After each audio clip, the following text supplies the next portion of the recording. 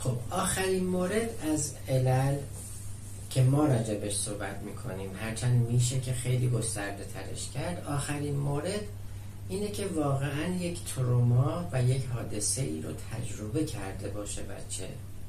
این هم میتونه باشه.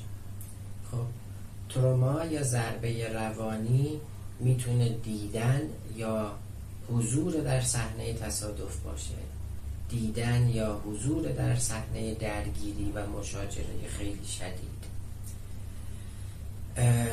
تجربه کتک خوردن، تجربه از دست دادن یا فوت یکی از والدین یا نزدیکان، تجربه طلاق و دوری والدین، تجربه شکست جدی و یک حادثه.